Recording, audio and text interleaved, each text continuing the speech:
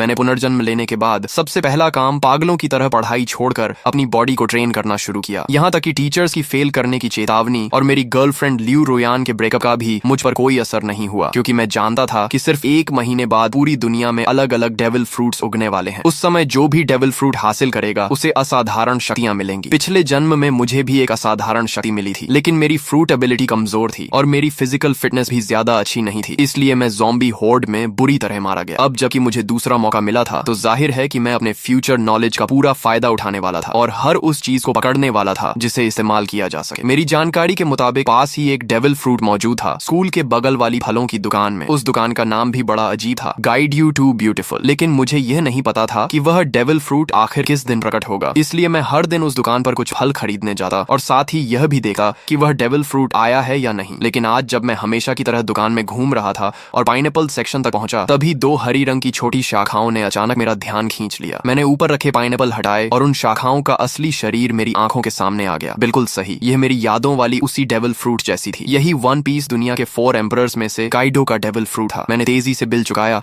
और बाकी फलों से भरा एक बैग भी उठा लिया ताकि किसी को शक न हो। जैसे ही मैं दुकान से बाहर निकला, सामने एक मजबूत शरीर वाला मध्यम उम्र का आदमी दिखाई दिया, वही आदमी जो पिछले जन्म में अज़्योर ड्रैगन फ्रूट का मालिक बना था। मैंने मन ही मन राहत की सांस ली। अगर मैं थोड़ी देर और कर देता तो ये फ्रूट उसी के हाथ लग जाती। हॉस्टल लौटे ही मैंने एक पल की भी देरी नहीं की और अज़्योर ड्रैगन फ्रूट को उठाकर सीधे एक बड़ा काट लिया। उसका स्वाद ऐसा था जैसे किसी ने सूखे पानी के टैंक और गंदगी के गड्ढे को मिलाकर उसमें सड़ी हुई पोछे की कपड़े को घुमा दिया हो और फिर सीधे मुंह में ठूंस दिया हो। इतनी गंदी टेस्ट थी कि मैं लगभग वहीं उल्टी कर देता, लेकिन मैंने खुद को रोका और किसी तरह उस गूदे को निगल लिया। फिर मैंने दिल मजबूत करके उसका बचा हुआ छिलका, बीज और वह छोटी बैंगनी शाखा भी निगल ली। काफी देर बाद मैंने गहरी सांस ली। अब चमत्कार का बीज बोया जा चुका था, बाकी सिर्फ इंतजार करना था। इसके बाद मैंने मोबाइल निकाला और शॉर्ट वीडियोस तथा फोरम ब्राउजिंग शुरू कर दी। कई प्लेटफॉर्म देखने के बाद मैंने एक आईडी सर्च की और पहला वीडियो खोला। भाइयों, देख रहे हो, ये थंडर फ्रूट है। कमेंट सेक्शन में बोली लगाओ, जो ज्यादा कीमत देगा उसे मिलेगा। ये देखकर मेरा दिल तेज धड़कने लगा। हालांकि अज़्योर ड्रैगन फ्रूट मैं पहले ही खा चुका था और दूसरा डेविल फ्रूट नहीं खा सकता था, लेकिन जब अपोकलिप्स आएगा और सभी लोग इसकी असली कीमत जान जाएंगे, तब करोड़ों रुपए देकर भी एक फ्रूट नहीं मिलेगी। ये सबसे महत्वपूर्ण ट्रेडिंग रिसोर्स थी और अगर ट्रेडिंग में इस्तेमाल न भी करूं तो मैं इसे अपने माता पिता या अपनी बहन को खिला सकता था। वैसे भी दूसरी फ्रूट खाने की संभावना पूरी तरह खत्म नहीं हुई थी, बस उसके लिए ताकत और किस्मत दोनों चाहिए थी। मैंने कमेंट सेक्शन में कुछ नहीं लिखा, बल्कि सीधे उस पीले बालों वाले लड़के वांग तियानची को प्राइवेट मैसेज भेजा। भाई, ये फ्रूट बहुत बढ़िया बनाई है, बिल्कुल असली जैसी लग रही है, मैं इसे खरीदना चाहता हूँ। कमेंट सेक्शन वाले लोग सिर्फ मजाक कर रहे हैं, जो कीमत चाहिए सीधे बताओ, अगर सही लगी तो तुरंत खरीद लूंगा। उसने जवाब दिया, भाई ये सचमुच डेविल फ्रूट है, इसकी कीमत 15 लाख है। मैंने कहा, अगर ये सच में डेविल फ्रूट है तो तुम खुद क्यों नहीं खा लेते? अगर बेचने का इरादा है तो सामान्य कीमत बताओ, नहीं तो मैं तुम्हें ब्लॉक कर दूंगा। वह बोला, ठीक है 1 लाख। मैंने कहा 1000 फाइनल प्राइस। तुम्हारे जैसे कलेक्टिबल मॉडल की यही असली कीमत है। वह थोड़ा निराश हुआ, सोचा था ज्यादा पैसे ठग लूंगा, लेकिन 1000 भी ठीक है, कुछ दिन मौज हो जाएगी। मैंने कहा ठीक है, पैसे दूंगा और सामान ले लूंगा। फिर मैंने पूछा, तुम कोई दुकान वाले नहीं हो? अगर मैं पैसे दे दूं और तुम सामान न भेजो तो बता दो, मैं आमने सामने डील करूंगा। उसने हंसकर कहा, सामने ही सही, क्या कर लोगे? उसने पता भेज दिया। फ्रूट मिलने के बाद मैं पूरी रफ्तार से निकल पड़ा और 2.5 घंटे में उसके बताए हुए छोटे शहर के स्टेशन पहुंच गया। मैंने पूछा, तुम वही हो जो डेविल फ्रूट बेच रहे थे? पेमेंट QR कोड दो, पहले फ्रूट देखूंगा फिर पैसे दूंगा। वह बोला, पहले पैसे फिर सामान। क्या तुम्हें लगता है मैं भाग जाऊंगा? मैंने कहा, यह तुम्हारा इलाका है। उसने सोचा और माना कि बात सही है, इस इलाके में उसकी थोड़ी बहुत पहचान थी। अगर मैं पैसे न देता तो वह एक फोन करता और उसके दोस्त मिनटों में पहुंच जाते। जब उसने बैग मेरी तरफ बढ़ाया तो मेरे हाथ तक कांप रहे थे। मैंने फ्रूट निकाली और मेरा दिल जोर जोर से धड़कने लगा। कोई गलती नहीं थी, ये असली डेविल फ्रूट थी। मैंने बिना समय गंवाए तुरंत 1000 रुपए ट्रांसफर कर दिए, फ्रूट को संभाला और वापस निकल पड़ा। अगर इस बेकार जगह से ट्रेन चलती होती तो मैं उसी समय घर लौट जाता। वापसी के रास्ते में मैं मोबाइल पर शॉर्ट वीडियोस देख रहा था कि अचानक एक वीडियो ने मेरा ध्यान खींच लिया। हाल ही में कई लोग अचानक बेहोश हो रहे हैं और लोगों के शरीर पर अजीब अजीब धब्बे दिखाई देने लगे हैं। एक्सपर्ट्स का कहना था कि यह संभवतः किसी नए प्रकार का फ्लू हो सकता है और सभी से मास्क पहनने तथा सावधानी बरतने की अपील की जा रही थी। ये खबर देखते ही मेरा दिल जोर से धड़क उठा। बेहोशी, शरीर पर धब्बे, क्या यह वही संकेत नहीं थे जो पिछले जन्म में अपोकलिप्स शुरू होने से पहले दिखाई दिए थे? मैंने बिना एक पल गंवाए हॉस्टल की ओर दौड़ लगा दी। पहले से तैयार रखा हुआ अपना सामान उठाया और बाहर निकलने ही वाला था कि पीछे से अचानक एक दर्दनाक चीख सुनाई दी। कई छात्र अचानक जमीन पर गिर पड़े और उनके शरीर पर धब्बे उभरने लगे। इसके तुरंत बाद एक रहस्यमयी दबाव पूरे क्षेत्र में फैल गया, जिससे सभी लोग हिलने तक में असमर्थ हो गए। तभी जो लोग पूरी तरह बेहोश हो चुके थे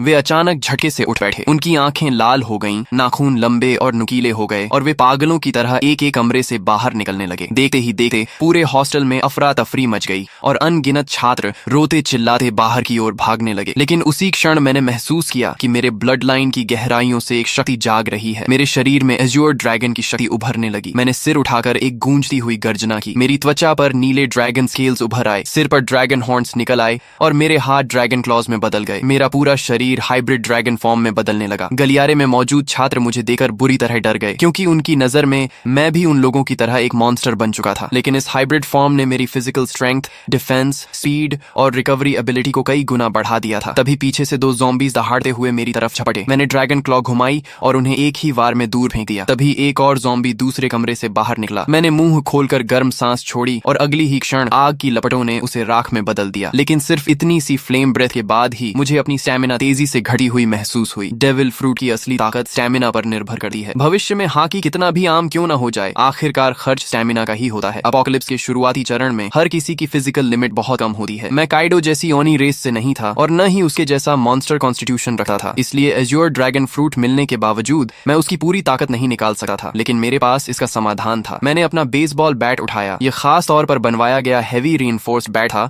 जो ज़ॉम्बी के सिर कुचलने के लिए बिल्कुल परफेक्ट था। मैंने बैट घुमाया और उस पर बिजली की लहरें दौड़ने लगी। एज्योर ड्रैगन फ्रूट हवा, आग और बिजली तीनों एलिमेंट्स को कंट्रोल कर सकता था। भले ही इसकी ताकत लोजिया फ्रूट्स जितनी ना हो, लेकिन अटैक एनहांस करने के लिए यह काफी थी। मैं गलियारे में ज़ॉम्बीज का सफाया करता हुआ आगे बढ़ता गया और जल्दी ही बाकी छात्रों का ध्यान मेरी तरफ गया। लगातार ज़ॉम्बीज को खत्म करने की वजह से उन्हें भागने और सांस लेने का मौका मिल रहा था। बिजली से घिरा मेरा बेसबॉल बैट सचमुच थंडर बागवा जैसा लग रहा था। लगभग हर ज़ॉम्बी मेरे सामने एक ही वार में खत्म हो रहा था। लेकिन मैं इस कत्लेआम के रोमांच में नहीं डूबा। लड़ते हुए मैं तेजी से नीचे की ओर बढ़ता रहा। मेरा पहला लक्ष्य था किसी भी कीमत पर घर पहुंचना, ताकि इस जन्म में मेरे माता पिता और मेरी छोटी बहन को फिर कभी अपमान और अत्याचार न सहना पड़े। दूसरा लक्ष्य था जितनी जल्दी हो सके 100 ज़ॉम्बीज मारना, क्योंकि जो व्यक्ति अकेले 100 ज़ॉम्बीज खत्म करता उसके लिए डिवाइन स्पेस खुल जाती थी। वहां से मैं 3 कलर हाकी की ट्रेनिंग मेथड प्राप्त कर सकता था और अपनी ताकत तेजी से बढ़ा सकता था। एज्योर ड्रैगन उड़ सकता था, लेकिन मेरी मौजूदा स्टैमिना इतनी नहीं थी कि मैं उड़कर घर पहुंच सकूं। इसलिए मैं लोहे के बैट को घुमाते हुए एज्योर ड्रैगन वॉर गॉड की तरह आगे बढ़ता गया। मेरे पीछे बड़ी संख्या में छात्र जमा हो गए जो मेरे पीछे पीछे निकलना चाहते थे, लेकिन उन्हें नहीं पता था कि अपोकलिप्स में कहीं भी सेफ प्लेस नहीं होती। कई बार हॉस्टल का दरवाजा बंद करके अंदर छिपे रहना ज्यादा समय तक जिंदा रख सकता था। जब मैं हॉस्टल से बाहर निकला तो नीचे का दृश्य देखकर मेरी आंखें सिकुड़ गईं। यह स्कूल कभी एक मास ग्रेवयार्ड हुआ करता था। कैंपस में यह अफवाह मशहूर थी कि यहाँ यिन एनर्जी बहुत ज्यादा है और इसी वजह से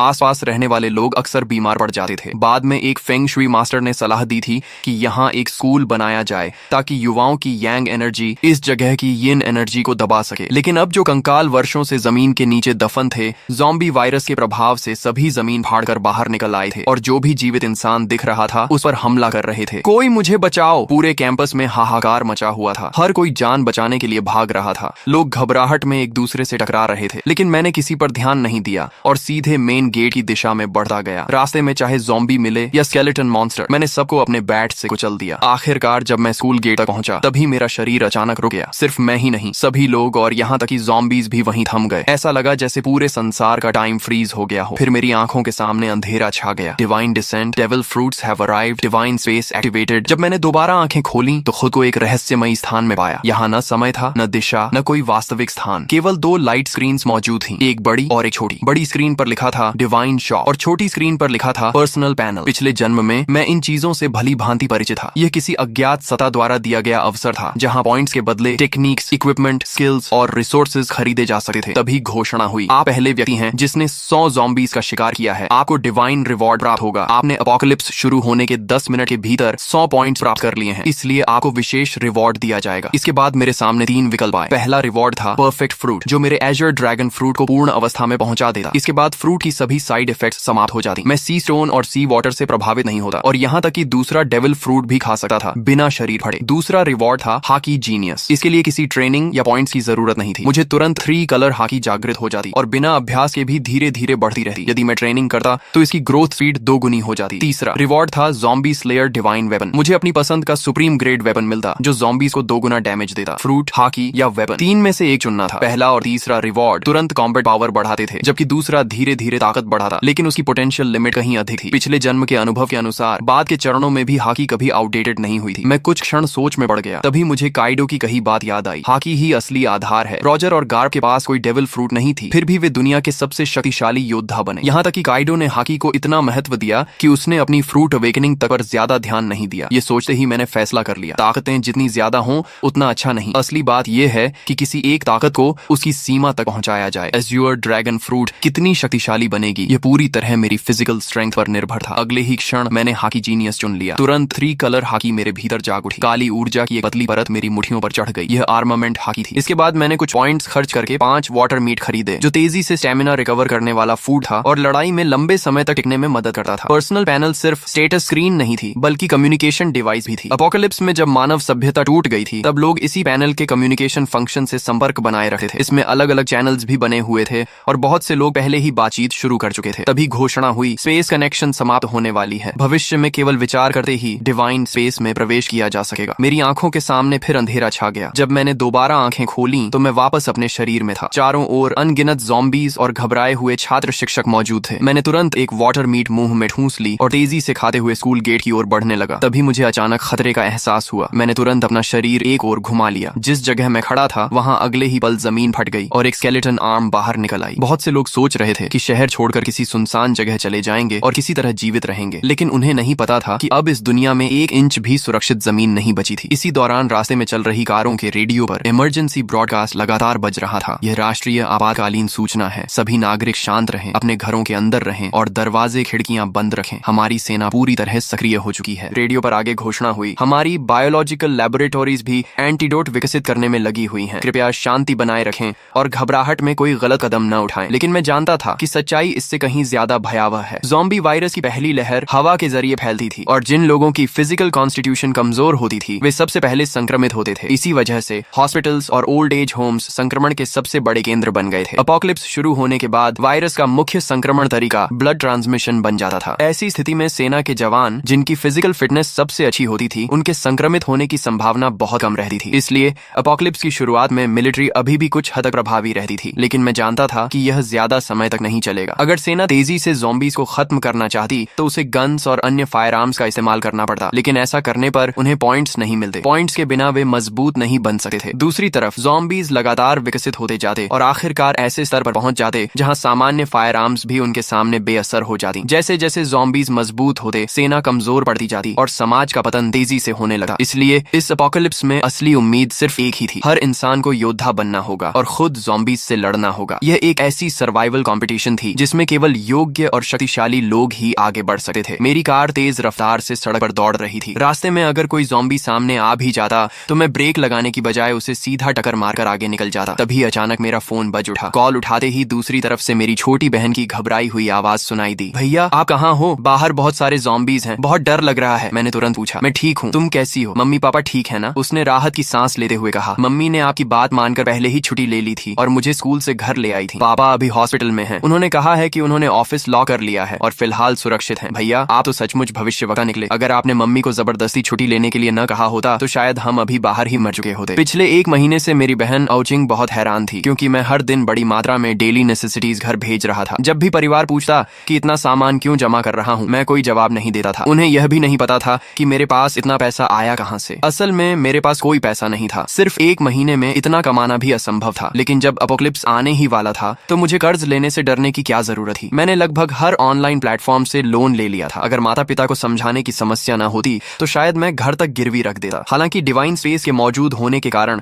बहुत ज्यादा रिसोर्सेज जमा करने की जरूरत भी नहीं थी। यह सामान सिर्फ इमरजेंसी के लिए था। हम बात ही कर रहे थे कि सामने एक लग्जरी कार अचानक रास्ते में कूद पड़े ज़ॉम्बी से बचने की कोशिश में पलट गई। उसी पल एक भयानक चेन कलिजन शुरू हो गई। पीछे आ रही कई गाड़ियां एक दूसरे से टकरा गईं और कुछ ही सेकंड में सड़क पर तबाही मच गई। कई लोग वहीं मारे गए। लेकिन मैं पहले से जानता था कि ऐसा होगा। अब रुकना संभव नहीं था। मैंने तुरंत अपना बैकपैक और बेसबॉल बैट पकड़ा, एज्योर ड्रैगन फॉर्म में बदल गया और कार की छत तोड़कर सीधे आसमान में उड़ गया। बादलों और धुंध ने मेरे विशाल ड्रैगन बॉडी को ऊपर उठाया और मैं तेजी से आसमान की ओर बढ़ गया। यह चमत्कारी दृश्य देखकर सड़क पर मौजूद सभी लोग स्तब्ध रह गए। पहले से भयानक कार एक्सीडेंट अब और भी ज्यादा अराजक हो गया। लेकिन मुझे नीचे हो रहे हंगामे से कोई मतलब नहीं था। मैं सीधे बादलों के बीच घुस गया और अपने घर की दिशा में उड़ने लगा। बीच बीच में मैं बैकपैक से वाटर मीट निकाल कर खाता ताकि स्टेमिना रिकवर होती रहे। मेरी मौजूदा ताकत इतनी नहीं थी कि मैं लगातार लंबे समय तक उड़ सकूं। आखिरकार जब सारी वाटर मीट खत्म हो गई तो मुझे जमीन पर उतरना पड़ा और मैं वापस ह्यूमन फॉर्म में बदल गया। मैंने आसपास नजर दौड़ाई। फिलहाल वहां कोई ज़ॉम्बी दिखाई नहीं दे रहा था। मैंने तुरंत डिवाइन स्पेस में प्रवेश किया और फिर से 5 वाटर मीट एक्सचेंज कर ली और उन्हें बैकपैक में भर लिया। इस समय मेरे बैकपैक में सिर्फ 5 वाटर मीट और एक थंडर फ्रूट थी। एक वाटर मीट खाने के बाद मैंने दोबारा उड़ान नहीं भरी, क्योंकि वाटर मीट स्टेमिना तो रिकवर कर सकती थी, लेकिन अगर लगातार उसी पर निर्भर रहा जाए तो स्टेमिना कंजम्पशन और तेज हो जाती थी। साथ ही मेंटल फटीग को यह बिल्कुल रिकवर नहीं कर सकती थी। मैंने मैप खोला और अपनी स्थिति देखी। मुझे किसी हाईवे तक पहुंचना था और वहां से एक व्हीकल हासिल करनी थी। दिशा तय करने के बाद मैं फिर से एज्योर ड्रैगन में बदल गया। इस बार मैं सिर्फ 10 मिनट तक उड़ा और जल्द ही नीचे एक हाईवे दिखाई देने लगी, जहां अनगिनत व्हीकल तेज रफ्तार से दौड़ रही थी। मेरा लक्ष्य था कोई मजबूत ऑफ रोड एसयूवी ढूंढना। नीचे सड़क पर मौजूद कई लोगों ने आसमान में उड़ते एज्योर ड्रैगन को देख लिया था। तुरंत लोगों ने अपने फोन्स निकालकर वीडियो बनाना शुरू कर दिया और उसे डिवाइन स्पेस के कम्युनिकेशन चैनल पर अपलोड कर दिया। दोस्तों, मैंने ड्रैगन देखा है, बहुत बड़ा एज्योर ड्रैगन, कम से कम 10 मीटर लंबा होगा, किसी ने लिखा। दूसरे ने जवाब दिया, ये जरूर काइडो का एज्योर ड्रैगन फ्रूट होगा। पता नहीं किस लकी आदमी को इतनी ताकतवर मिथिकल बीस्ट फ्रूट मिल गई। तभी किसी और ने लिखा, मुझे भी कभी थंडर फ्रूट मिली थी, लेकिन मैंने उसे नकली समझकर बेच दिया। ये मैसेज लिखने वाला वही पीले बालों वाला हुआंग तियंची था। उसे अब पछतावे से खुद को मार लेने का मन कर रहा था। आखिर उसने असली थंडर फ्रूट सिर्फ 1000 रुपए में बेच दी थी। जीजू से यूजो जाने वाले हाईवे के ऊपर उड़ते हुए मैं आखिरकार एक बेहद मजबूत दिखने वाली ऑफ रोड एसयूवी पर नजर टिकाने ही वाला था। मैं नीचे उतरकर राइड लेने की तैयारी कर रहा था कि तभी मेरी नजर सड़क किनारे खड़े एक विशाल पेड़ पर पड़ी। वहां किसी चीज की हल्की लेकिन रहस्यमयी चमक टिमटिमा रही थी। मैंने पहले ही अनुमान लगाया था कि दुनिया में प्रकट होने वाले अधिकांश डेविल फ्रूट्स जोन टाइप के होंगे। हालांकि मिथिकल बीस्ट फ्रूट्स भी उतने दुर्लभ नहीं थे जितना लोग सोचते थे। आखिर दुनिया की हर संस्कृति और हर सभ्यता में अनगिनत मिथिकल क्रीचर्स, डिवाइन बीस्ट्स और डीमोनिक मॉन्स्टर्स मौजूद थे। उन सभी के आधार पर नई मिथिकल बीस्ट फ्रूट्स जन्म लेने वाली थी। लेकिन भले ही मिथिकल फ्रूट्स की संख्या बढ़ जाए, फिर भी वे सबसे शक्तिशाली फ्रूट्स में गिनी जाती थी। मैंने अपने ड्रैगन क्लॉ से उस चमकती हुई फ्रूट को तोड़ा और उसे पीछे लटके बड़े बैकपैक में रख लिया। जब मेरे पॉइंट्स 1000 तक पहुंच जाएंगे, तब डिवाइन स्पेस में एक नया फंक्शन अनलॉक होगा, डेविल फ्रूट आइडेंटिफिकेशन। उसकी मदद से मैं किसी भी फ्रूट की एबिलिटी पहले से जान सकता था और किसी बेकार फ्रूट को खाने से बच सकता था। हालांकि यह सुविधा बहुत महंगी थी। हर आइडेंटिफिकेशन के लिए पूरे 1000 पॉइंट्स खर्च करने पड़ते थे। मैं दोबारा उस ऑफ रोड एसयूवी का पीछा करने ही वाला था कि अचानक आगे चल रहा एक बड़ा ट्रक बुरी तरह पलट गया। उसी पल उसके अंदर से 3 ज़ॉम्बीज बाहर निकले और आसपास की गाड़ियों पर हमला करने लगे। लेकिन उस समय किसी के पास रुकने का साहस नहीं था। एक ड्राइवर ने एक्सेलरेटर पूरी ताकत से दबाया और सीधे ज़ॉम्बीज के ऊपर गाड़ी चढ़ा दी। फिर वह गाड़ी को दाएं बाएं घुमाकर ज़ॉम्बीज को गिराने की कोशिश करने लगा। उसकी इस हरकत ने तुरंत एक और चेन एक्सीडेंट पैदा कर दिया। मैंने उधर सिर्फ एक नजर डाली और फिर पलटे हुए ट्रक के पास उतर गया। ह्यूमन बीस्ट फॉर्म में बदलकर मैंने ट्रक के किनारे को पकड़ लिया और एज्योर ड्रैगन की विशाल शक्ति का इस्तेमाल करते हुए उसे जबरदस्ती सीधा खड़ा कर दिया। एज्योर ड्रैगन फ्रूट द्वारा दी गई स्ट्रेंथ वास्तव में भयावह थी। इसके बाद मैं ट्रक के अंदर घुसा और खुद उसे चलाने लगा। जब धीरे धीरे मुझे एहसास हुआ कि वे सभी मेरी ट्रक के पीछे पीछे चल रही हैं। मैंने रियर व्यू मिरर में यह दृश्य देखा, लेकिन मुझे इससे कोई फर्क नहीं पड़ा। जब तक वे मेरे काम में रुकावट नहीं डालते, उन्हें मेरे पीछे आने से कोई समस्या नहीं थी। रास्ते भर बार बार एक्सीडेंट्स होते रहे। मैं समय समय पर ट्रक से उतरता, ज़ॉम्बीज को खत्म करता और सड़क साफ करता। तभी एक मोटा और अमीर दिखने वाला मध्यम उम्र का आदमी मुस्कुराते हुए मेरे पास आया और बोला, अगर आप मेरी सुरक्षा करेंगे तो मैं आपको जितना पैसा चाहिए उतना दे सकता हूँ। मैंने उसकी तरफ ठंडी नजर से देखा और कहा, एक कदम और आगे बढ़ाया तो मरोगे। वह आदमी इतना डर गया कि अनजाने में वहीं घुटनों के बल बैठ गया। उस समय मेरी ड्रैगन फॉर्म और उससे निकल रही किंगली ऑरा उसे ऐसे महसूस हो रही थी जैसे उसके सामने कोई सर्वोच्च शासक खड़ा हो। मेरी हल्की सी कॉन्करर्स हाकी ने आसपास खड़े कई लोगों को डर से जड़ कर दिया। फिर भी मौत का डर इंसान से कुछ भी करवा सकता है। एक बेहद खूबसूरत मैच्योर वुमन हिम्मत करके मेरे पास आई। अपोकलिप्स के बीच भी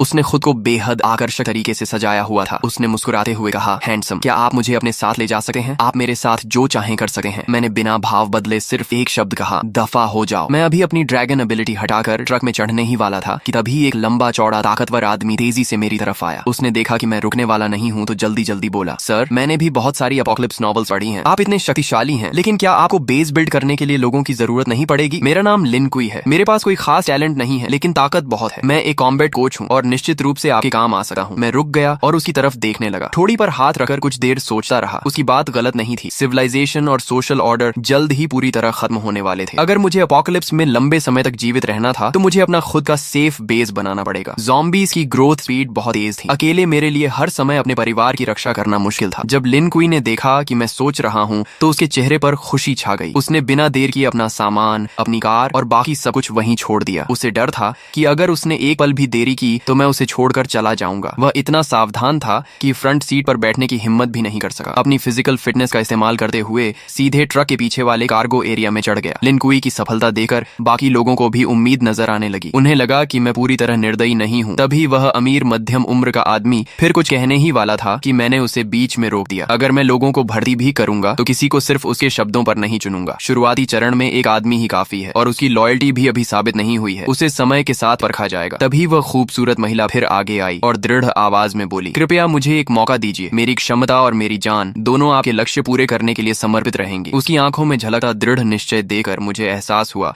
कि यह महिला साधारण नहीं है, शायद इसमें वाकई कुछ खास था। मैंने कुछ सेकंड तक उसे ध्यान से देखा और फिर कहा, गाड़ी में चढ़ जाओ। महिला खुशी से झूम उठी, लेकिन मेरी अनुमति के बिना वह भी फ्रंट सीट पर नहीं बैठी। उसने अपनी पूरी ताकत लगाकर ट्रक के पीछे वाले कार्गो एरिया में चढ़ना शुरू कर दिया। मैं यह सब देखकर मन ही मन सिर हिलाने लगा। शायद यह महिला सिर्फ एक सुंदर चेहरा नहीं थी, पीछे खड़े कई लोग भी इन दोनों की तरह मेरे साथ जाना चाहते थे। लेकिन जैसे ही मैंने हल्की सी कॉन्करर्स हाकी छोड़ी, सभी डर के मारे जमीन पर गिर पड़े। उनमें से किसी ने कांपती आवाज में कहा, हे भगवान, इस बॉस ने तो कॉन्करर्स हाकी भी जगा ली है। कुछ अनुभवी वन पीस फैंस तुरंत इस किंगली ऑरा को पहचान गए। मैं वापस ड्राइवर सीट पर बैठा और ट्रक को आगे बढ़ा दिया। करीब 2.5 घंटे की यात्रा के बाद आखिरकार मुझे सड़क किनारे एक सर्विस एरिया दिखाई दिया, लेकिन वह जगह पूरी तरह ज़ॉम्बीज़ के कब्जे में थी। रास्ते से गुजरने वाले लोग वहां फ्यूल और फूड लेने जाना चाहते थे, लेकिन वहां मौजूद ज़ॉम्बीज़ की भारी संख्या देखकर हिम्मत नहीं कर पा रहे थे। मगर मुझे इसकी चिंता नहीं थी। जैसे ही ट्रक वहां रुका, ज़ॉम्बीज़ का एक बड़ा झुंड हमारी तरफ दौड़ पड़ा। वे ड्राइवर कैबिन में तो नहीं घुस सकते थे,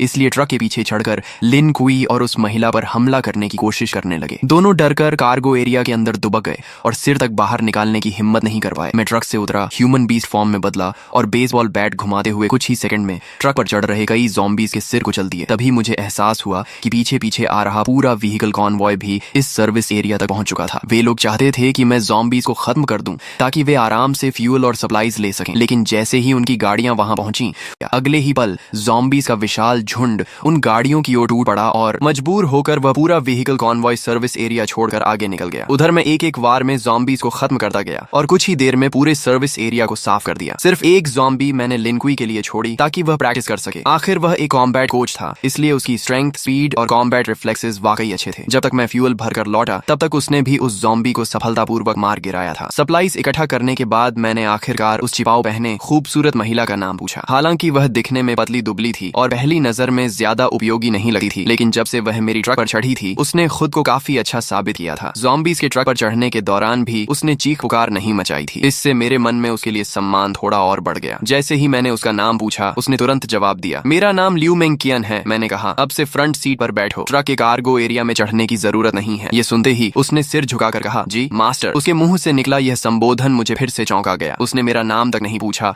और सीधे मुझे मास्टर कहकर संबोधित करने लगी। जो व्यक्ति अपना ईगो और प्राइड छोड़ सकता है, वही एपोकलिप्स जैसी दुनिया में ज्यादा समय तक जीवित रह सकता है। थोड़ी देर बाद हम फिर से यात्रा पर निकल पड़े। रास्ते में मुझे एक बार फिर मेरी बहन आओ चिंग का फोन आया। भैया आप कहाँ हो? पापा हॉस्पिटल के ऑफिस में फंसे हुए हैं। मैंने सुना है हॉस्पिटल में सबसे ज्यादा ज़ॉम्बीज़ हैं। पापा के पास खाना पानी भी नहीं है। मुझे बहुत डर लग रहा है कि उन्हें कुछ हो न जाए। उसकी आवाज रोने जैसी हो गई थी। फोन के दूसरी तरफ मेरी माँ की आवाज भी सुनाई दी। हाउ हाउ, तुम्हारे स्कूल का क्या हाल है? तुम अपना ध्यान रखना, हम तुम्हें बचाने का कोई रास्ता ढूंढ लेंगे। मैंने कहा, माँ चिंता मत करो, मुझे काइडो का एजर ड्रैगन फ्रूट मिल गया है। डेविल फ्रूट का नाम सुनते ही आओ चिंग का डर काफी कम हो गया। हम भाई बहन पूरे 1 घंटे तक फोन पर बातें करते रहे। कॉल खत्म होने के बाद मैंने तुरंत अपने पिता को फोन किया। मैंने उन्हें बताया कि मैं अब एबिलिटी यूजर बन चुका हूँ और जल्द ही हॉस्पिटल पहुंचकर उन्हें बचा लूंगा। मैंने उन्हें सख्त हिदायत दी कि ऑफिस के अंदर छिपे रहें और बाहर निकलने की कोशिश न करें। दूसरी तरफ ऑफिस में फंसे एओ हाई भूख, प्यास और लगातार दरवाजा पीटे ज़ॉम्बीज़ की वजह से बेहद परेशान थे। वह आधी नींद और आधी बेहोशी की हालत में थे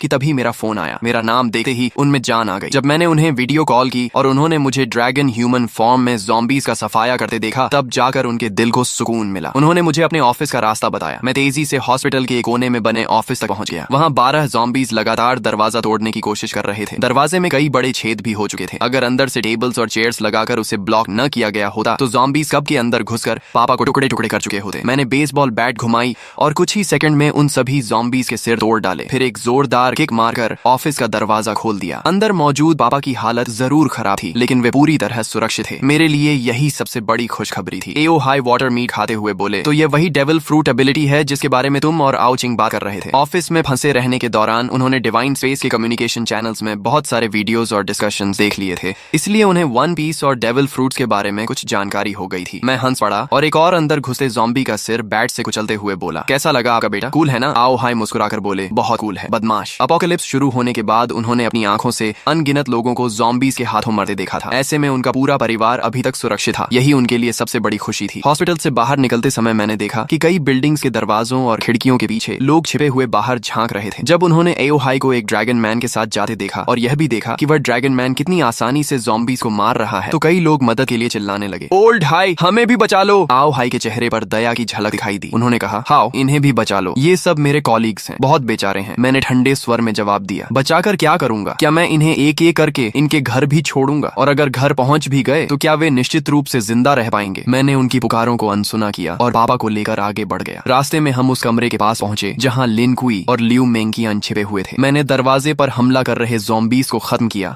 और फिर एक बार में दरवाजा तोड़ दिया। मुझे देखकर दोनों तुरंत बाहर आ गए और एक साथ बोले, मास्टर। ये सुनकर आओ हाई की आंखें फैल गईं। एक तरफ मांसपेशियों से भरा विशाल आदमी और दूसरी तरफ एक बेहद खूबसूरत महिला, दोनों मेरे सामने इतनी इज्जत से झुके हुए थे। खासकर लियू मेंकियन द्वारा मुझे मास्टर कहना उन्हें और भी अजीब लग रहा था। उनके चेहरे पर साफ लिखा था, हे भगवान, मेरा बेटा आखिर बाहर क्या क्या कर रहा है। यहाँ तक कि मेरी 2 जन्मों की मोटी चमड़ी भी थोड़ा गर्म हो गई। मैंने सामान्य बने रहने की कोशिश करते हुए कहा, ये दोनों रास्ते में मिले छोटे भाई बहन जैसे हैं। लेकिन आओ हाई की आंखें साफ कह रही थीं कि उन्हें मेरी बात पर जरा भी विश्वास नहीं हुआ। मैं और कुछ समझाने की बजाय चुप हो गया। हम सभी ट्रक तक पहुंचे। मैंने पापा को फ्रंट सीट पर बैठाया और लियू मेंकियन को फिर से कार्गो एरिया में भेज दिया। जब हम घर पहुंचे तो मेरी बहन आओ चिंग ने लियू मेंकियन को देखते ही आश्चर्य से मुंह खोल दिया। वाह, कितनी सुंदर महिला है। और अभी इसने भैया को क्या कहा, मास्टर? फिर उसने लिन कुई की तरफ देखा। और ये मसल मॉन्स्टर कौन है? अगर कोई कह दे कि यह स्पेशल फोर्सेस का सैनिक है तो भी मैं मान लूंगी। और ये भी भैया को बॉस कह रहा है। इस समय लियू मेंकियन एक परफेक्ट मेड की तरह दोनों हाथ पेट के सामने जोड़कर शांति से मेरे पीछे खड़ी थी। वहीं लिन कुई काफी असहज महसूस कर रहा था। वह मिलनसार व्यक्ति था,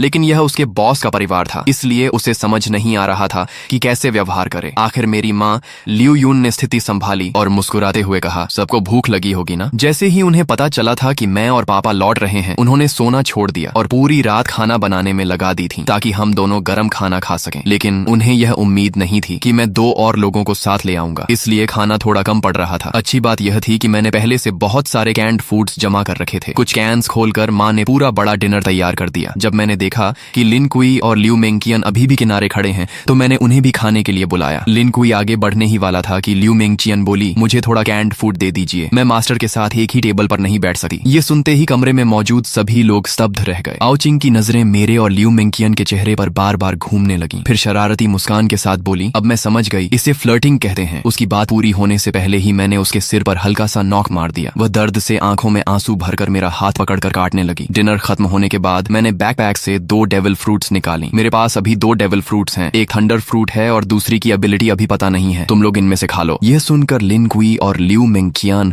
दोनों चौंक गए। उन्हें उम्मीद नहीं थी कि मेरे पास इतनी दुर्लभ चीजें भी मौजूद हैं। उनकी आंखों में चाहत साफ दिखाई दे रही थी। आओ चिंग उत्साह से दोनों फ्रूट्स को उठाकर देखने लगी। फिर उसने उन्हें माता पिता को दिखाया, लेकिन आओ हाई ने फ्रूट देकर वापस मुझे लौटा दी। आओ चिंग को दे दो, हमारी उम्र हो चुकी है, हम खाएंगे तो बर्बाद हो जाएंगी। माँ भी सहमत हो गई। हाँ, तुम्हारे जैसा बेटा हमारी रक्षा कर रहा है, हमारे लिए वही काफी है। इतनी कीमती चीज तुम्हारे पास रहेगी तो ज्यादा काम आएगी। मैंने समझाने की कोशिश की, मेरे पास पहले से एज्योर ड्रैगन फ्रूट है, मेरी ग्रोथ बहुत तेज होगी। लेकिन अगर आप लोग भी डेविल फ्रूट्स खा लेंगे तो ज़ॉम्बीज़ मारकर जल्दी पॉइंट्स कमा सकेंगे और हाकी ट्रेनिंग भी अनलॉक कर पाएंगे। अपोकलिप्स में असली कैपिटल यही है। लेकिन काफी देर समझाने के बाद भी माता पिता नहीं माने। आखिर मैंने हार कर आओ चिंग की तरफ देखा। ठीक है, तुम चुन लो। आओ चिंग तो कब से इसी पल का इंतजार कर रही थी। उसने दोनों फ्रूट्स हाथ में लेकर बार बार देखा, लेकिन काफी सोचने के बाद उसने थंडर फ्रूट मुझे वापस दे दी। मैं हैरान रह गया। क्या तुम थंडर फ्रूट नहीं लोगी? लोजिया एलिमेंटलाइजेशन शुरुआती चरण में लगभग इनविंसिबल होती है और दूसरी फ्रूट की एबिलिटी क्या है यह भी नहीं पता। आओ चिंग मुस्कुराकर बोली, डिवाइन स्पेस में डीमन रिमूवल पोशन मिलती है, उससे डेविल फ्रूट की साइड इफेक्ट्स हट सकती हैं और इंसान दूसरी फ्रूट भी खा सकता है। भैया आप इतने मजबूत हो कि वह पोशन जरूर हासिल कर लोगे। थंडर फ्रूट आपके लिए ज्यादा उपयुक्त है, मैं दूसरी फ्रूट खा लूंगी। मैंने कुछ देर सोचा और कहा, ठीक है, लेकिन पहले इसकी आइडेंटिफिकेशन कर लेते हैं। अगर एबिलिटी अच्छी हुई तो तुम खा लेना। डेविल फ्रूट आइडेंटिफिकेशन 1000 पॉइंट्स के बाद अनलॉक होती थी। आओ चिंग को यह बात पता नहीं थी क्योंकि उसके पास अभी कोई पॉइंट्स नहीं थी। लेकिन मैं स्कूल से लेकर हॉस्पिटल तक ज़ॉम्बीज़ का इतना सफाया कर चुका था कि मेरे पॉइंट्स 1000 से भी ज्यादा हो चुके थे। तभी आओ चिंग ने जल्दी से सिर हिलाया, नहीं, 1000 पॉइंट्स बहुत ज्यादा हैं। इतना कहकर उसने मेरे जवाब का इंतजार तक नहीं किया। उसने तुरंत उस सुनहरी मकई जैसी दिखने वाली डेविल फ्रूट उठाई